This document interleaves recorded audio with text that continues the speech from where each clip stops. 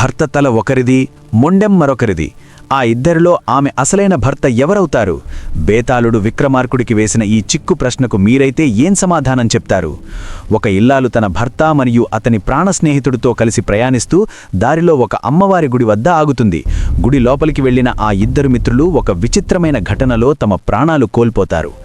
రక్తం మడుగులో పడి ఉన్న వారిని చూసి గుండెలు బాదుకుంటున్న ఆ మహాసాధ్విని చూసి అమ్మవారు కరుణిస్తుంది. తెగిపడిన వారి తలలను అతికించమని ఆజ్ఞాపిస్తుంది.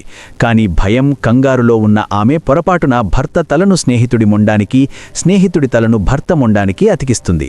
క్షణాల్లో ఆ ఇద్దరూ ప్రాణాలతో లేచి నిలబడతారు. విక్రమార్కుడి భుజంపై ఉన్న బేతాళుడు భయంకరంగా నవ్వుతూ, రాజా, ఇప్పుడు చెప్పు, తలలు మారిన ఆ ఇద్దరిలో ఆమె ఎవరిని తన భర్తగా అంగీకరించాలి? తెలిసి కూడా సమాధానం చెప్పకపోతే నీ తల 1000 ముక్కలవుతుంది అని గర్జిస్తాడు.